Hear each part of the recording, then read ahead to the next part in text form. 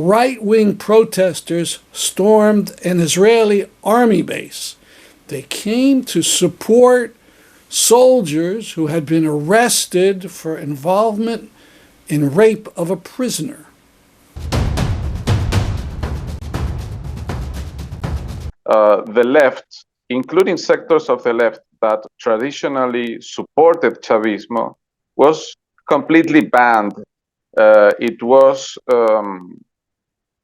It could not participate in the elections. Of course, the government has a discourse where anyone that criticizes or opposes the government is portrayed as a fascist.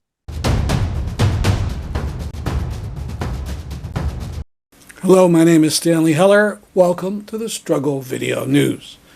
On today's program, the riots in Israel supporting rapists. The most recent Israeli murders of Palestinian journalists. More of the signs at the Washington, D.C. protest on July 24th, and the first part of my interview with a Venezuelan activist about the recent election. Right-wing protesters stormed an Israeli army base. They came to support soldiers who had been arrested for involvement in rape of a prisoner. The protesters were basically allowed in by soldiers and guards at the base.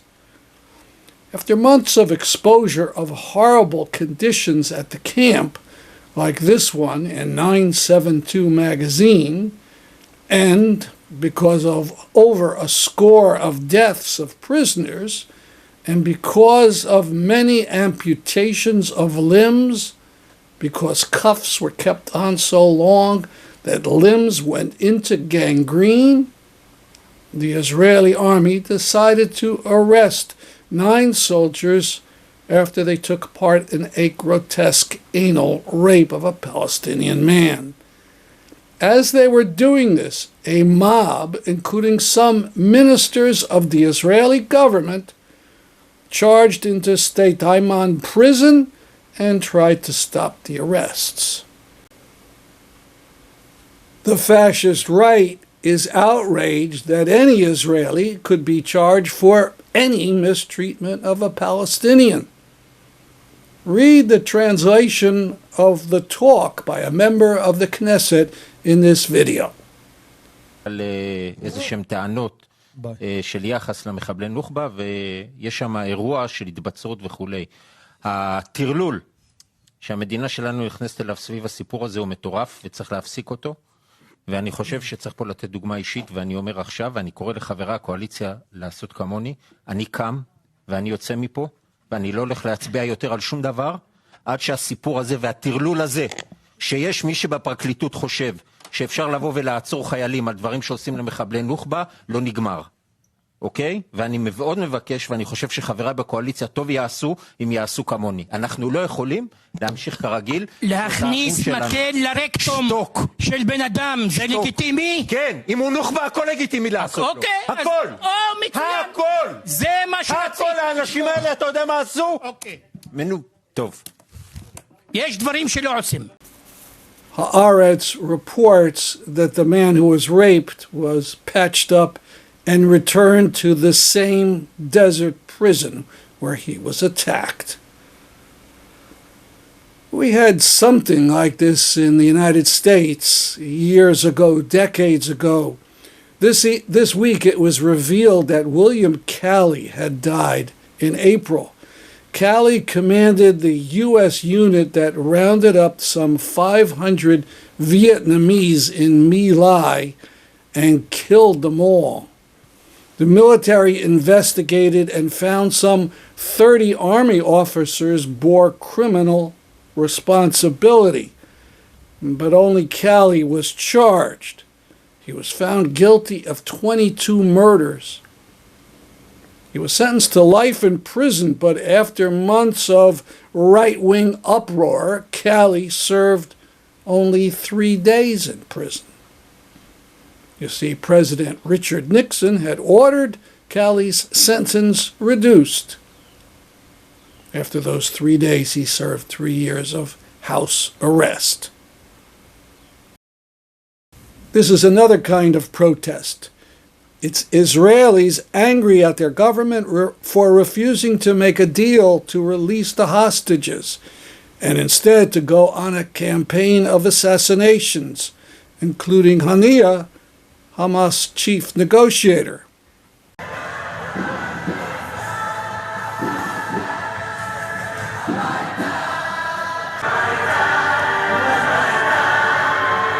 אנחנו לא מאמינים שהגענו ליום ה-300. אני זוכרת שביום ה-100 לא דמיינו בכלל את ההמשך אחרי יום ה-100. זאת אומרת, מבחינתנו זה נגמר אחרי יום ה-100. אנחנו לא מאמינים שהגענו ליום הזה. אנחנו מקווים שהעסקה תקרה למרות הכל. אנחנו ממש ממש מקווים. אנחנו כל כך צריכים את התקווה ולא ליפול לייאוש.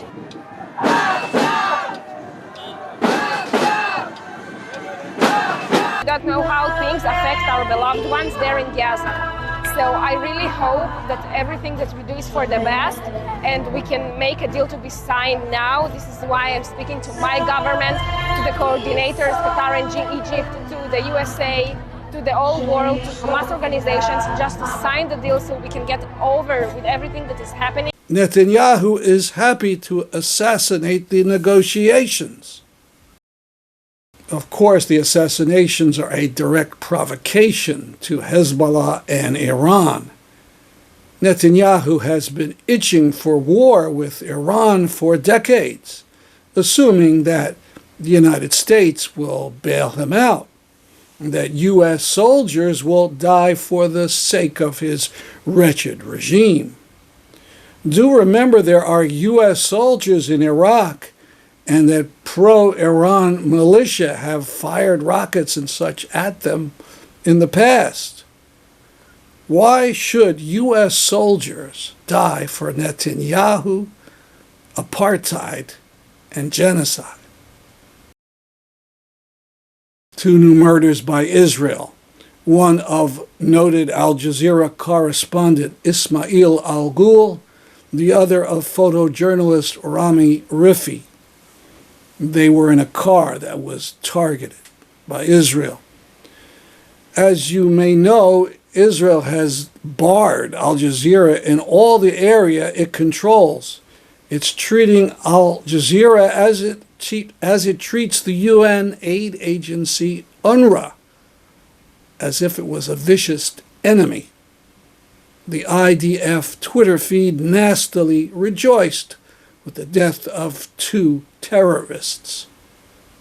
Haaretz, one of the few Israeli papers worth reading, continues to call the men journalists.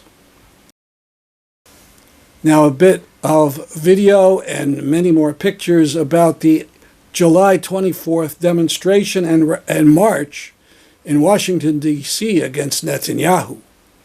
I hear Allah's tears outside my window. Adonai's wails burn my ears. The world ignores while the universe screams.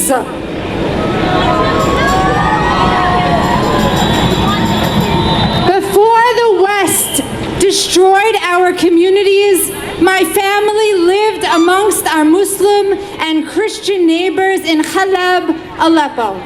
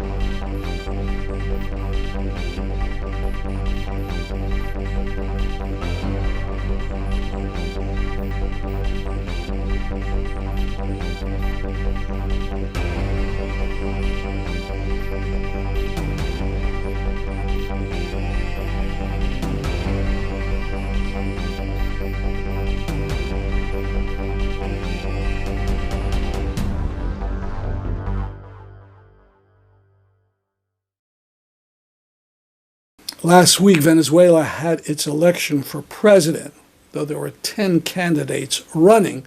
The Venezuelan activist I interviewed called the election a fraud. Now, for some leftists, for some naive leftists, Maduro is a socialist hero. But this interview will puncture that myth, that view. Here's the first part of the interview. The elections have occurred in Venezuela, and I'll be speaking to Simon Rodriquez. He's a founding member of the Socialist and Freedom Party of Venezuela. He's written for NACLA and the New Arab, and he has a lot of articles on the site VenezuelanVoices.com. He's author of Why Did Chavismo Fail? He's presently in the Dominican Republic. Good evening. Good evening. Thank you for the invitation. On the 28th of July, you wrote, "The process of the election has been fraudulent from the beginning." What did you mean about that?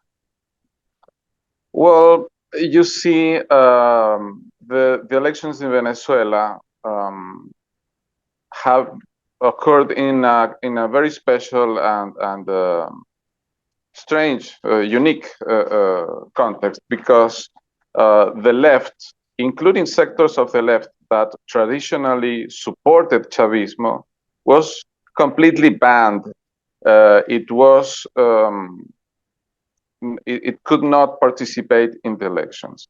Basically, those parties like our own, which had the recognition of the electoral authority, lost it. The majority of parties that had it lost it after the 2015 elections, when Chavismo lost 2/3 of the parliament and decided to, well, basically ignore this result and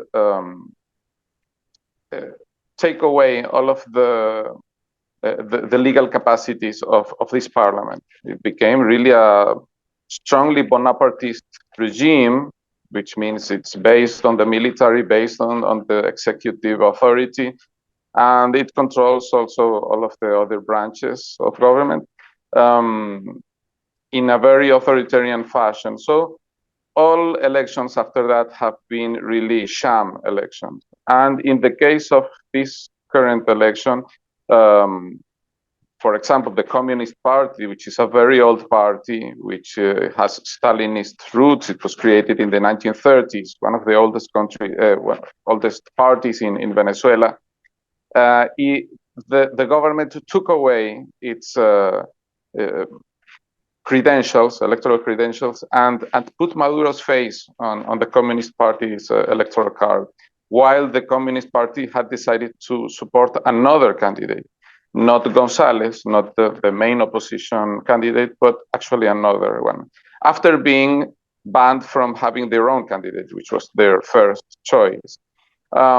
So this that has been arbitrarily applied to the left has also been applied to the right wing.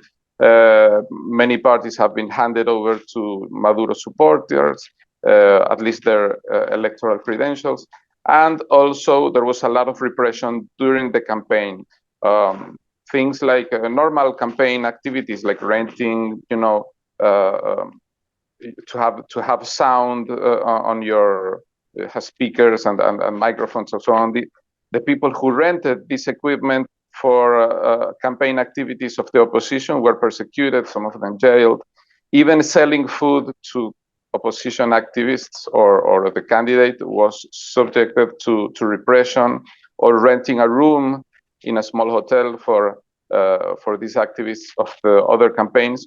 So it wasn't really, a normal campaign. It was a campaign where the government at each step was saying, we are in control, we are not going to lose this is going to be our way. And Maduro even said clearly on July 19th, that is roughly a week before the elections, that if he lost, there would be a bloodbath, and that no one should make a mistake because they are a military power and a police power. He stressed this word, police power, because traditionally the Chavista government has portrayed itself as a civic military union. But he incorporated into the equation the police element, which is a new thing. He said, well, we are, yes, civic, military, and police. So if we lose, there will be a bloodbath because we will not give away the power that we have. Unfortunately, this is a prophecy that he has fulfilled. What about the population in exile? There's millions of people who have left the country. Did they have the right to vote?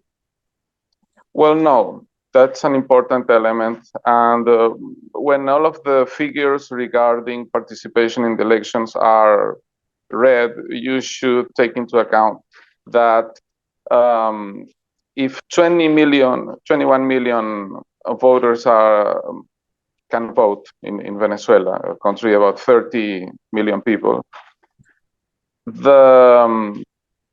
between 7 and 8 million Venezuelans that had to live in the last decade, only 69,000 were registered to vote abroad. That's about 1% of the people who have left. And for example, I myself, I'm still registered to vote, but I would have to go to Venezuela to vote.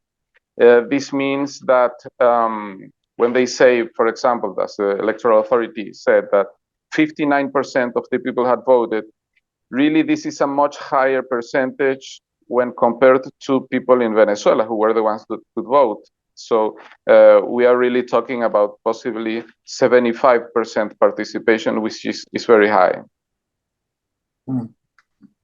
So the exiled population really couldn't vote even if they wanted to. Yes. There was a small scandal because an athlete, a Venezuelan athlete that is participating in the Paris Olympic Games, she lives in Spain where she trains, and she's registered to vote in Venezuela, like most of Venezuelans who are abroad. But she had like the privilege of voting in the Venezuelan embassy in France. So many people criticize it because there was no mechanism for ordinary Venezuelans to be able to do that. And of course, although the government calculated that people abroad would mostly vote against the government, the reality is that the diaspora, because it's mostly an economic migration, would have voted in a roughly similar way to how Venezuelans in Venezuela voted.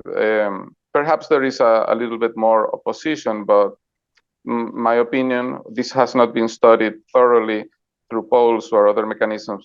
I think it would be similar. There would be a minority that support the government and a majority that would reject it. All right, so there were opposition candidates. Edmundo Gonzalez, that was the main one. Is he a rightist? What is Gonzalez? Yes, he's a rightist. Of course, the government has a discourse where anyone that criticizes or opposes the government is portrayed as a fascist.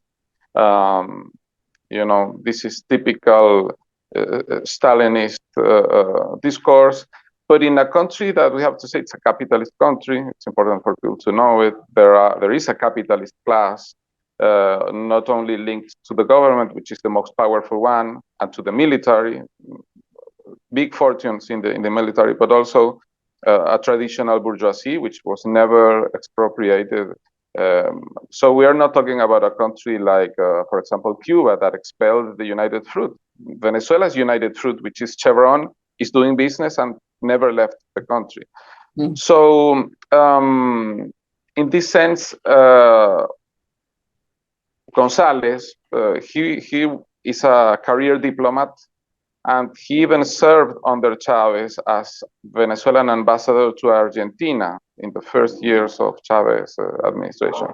He's a relatively unknown figure. He was not a public figure until the electoral campaign. And the reason for this is that Maduro first banned Maria Corina Machado, which is the most relevant figure in the right-wing opposition. And we have to make this distinction between left-wing opposition, where I stand, and the right-wing opposition, because the left opposition traditionally never votes for the right-wing opposition.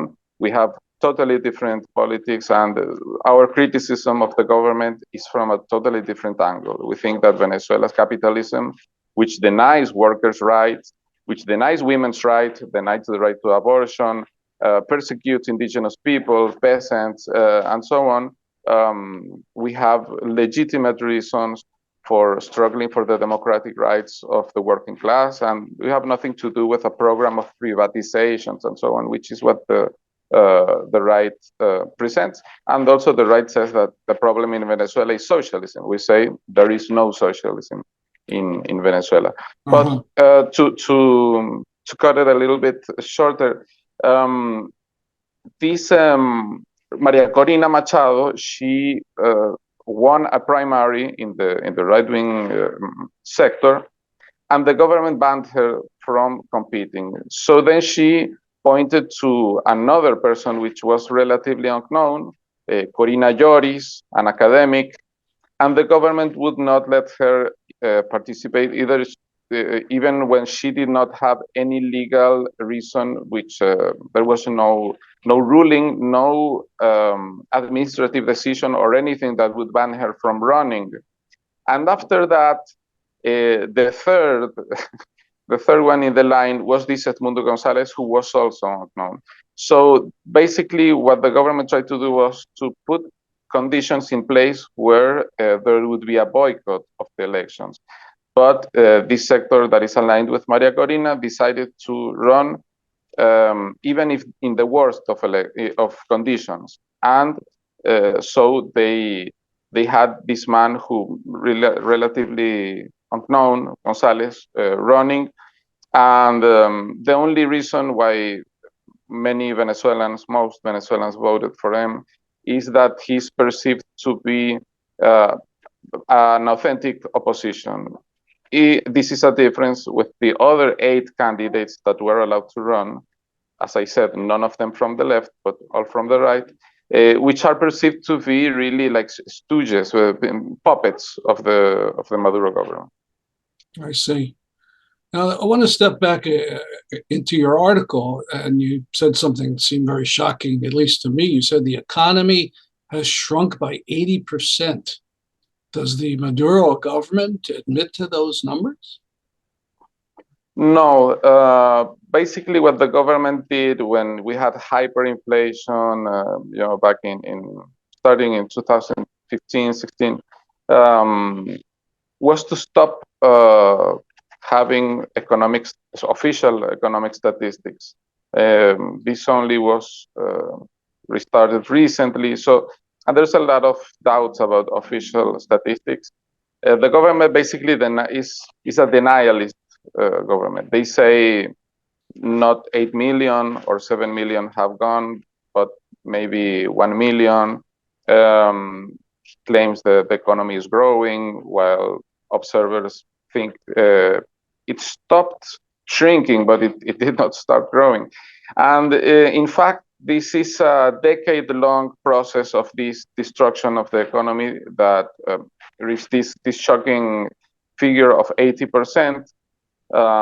This is a consensus among economists from all tendencies politically. And it started, as I said, 10 years ago. It's important, the chronology, because we have to remember that Trump's government in the U.S., he imposed sanctions on 2017 on the financial sector, basically, to make it difficult for the Venezuela government to get new debt. And in 2019, he imposed oil sanctions, which meant that they would not buy Venezuelan oil.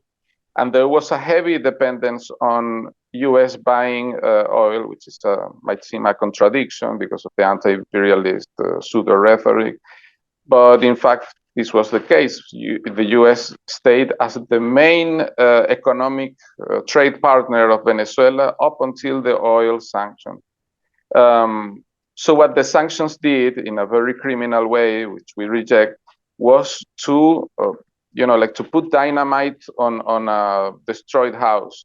Everything was already destroyed. The economy had already shrunk by more than half. And then we had the sanctions, which continued this process of destruction. And also the pandemic, the COVID-19 pandemic, had a destructive effect because it affected the oil market. And basically, in 25 years that Chavismo has been in power, it never took any step to transition away from oil dependency, not even in the face of all of the evidence of the need of humanity to move away from oil. And it's so absurd that they are pursuing a territorial claim, which would seem as if even on the rhetoric is a military rhetoric against Guyana, a neighboring smaller and poorer country. Based on the findings of oil, this is an old conflict, but it was renewed. For more about Venezuela and this interview, see the website of Promoting Enduring Peace, peace.org. That's our program for today. See us next week at this time. I'm Stanley Heller for the Struggle Video News.